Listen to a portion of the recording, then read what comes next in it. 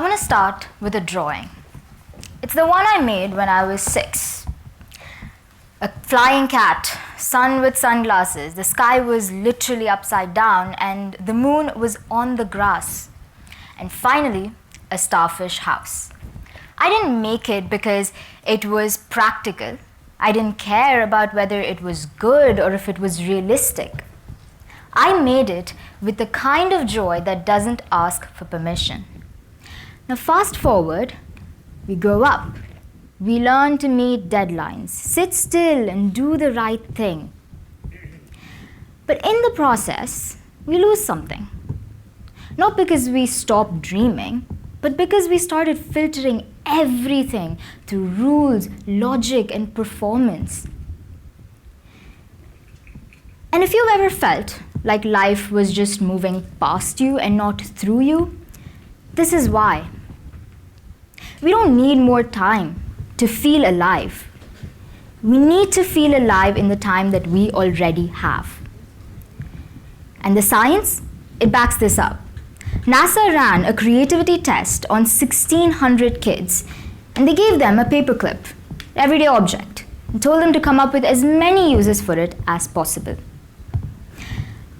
At age 5, 90% of the kids scored in the creative geniuses category.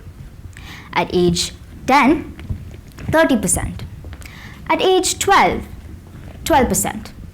And as adults, just 2%. We're not born boring. We're just taught to prioritize performance over play, to color inside the lines, to be focused, to be logical and practical. But creativity, joy, wonder, that's not extra, that's human and we need it. There's another study that I love because it's not about just kids, it's about adults. Dr. Daisher Keltner at UC Berkeley studied the emotion of awe, those spine-tingling moments that make you go, whoa. He showed a group of adults 60-second clips of nature, forests, beaches, everything that's available on Earth. And after just a minute, he noticed something. Their sense of time expanded. They became more generous and open. Their heart rates slowed down. And most importantly, their problems felt a whole lot smaller. He called it the quietening of ego. Because when we stop obsessing over ourselves, we start paying attention to what's really around us. And that's the kind of aliveness that we're talking about. And the best part is, this isn't something that you can just outgrow. It's something you can practice, like a muscle that you forgot you had. So if you're wondering how to get that spark back, here's a map. First, do something useless every day. 10 minutes of useless creativity. One thing that has no outcome. Make space for imagination without expectation. Second, go on what is called awe walks. Now this is inspired by a study at University of California, San Francisco, where 60 individuals were divided into 2 groups. One was instructed to go on 15-minute walks and notice beauty. Leaves, flowers, shadows, everything that's around them, and the other group wasn't given any particular instruction.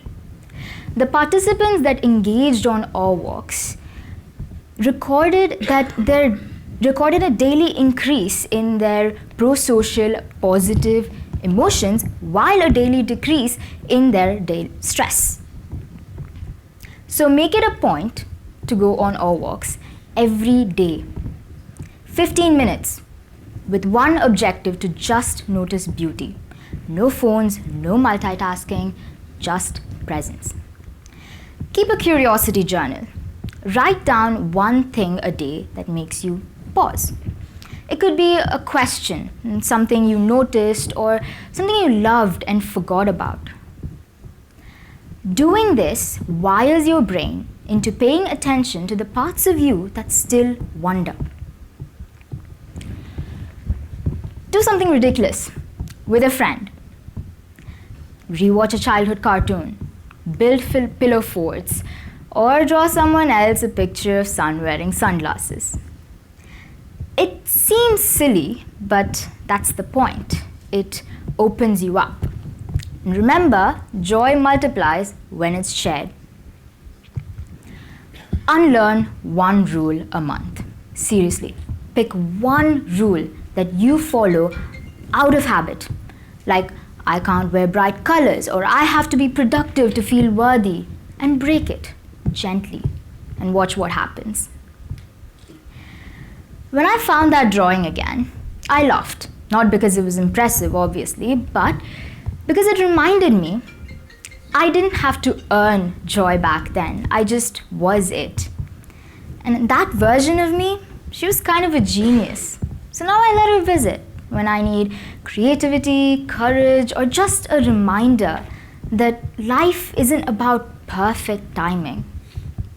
It's about presence. Thank you.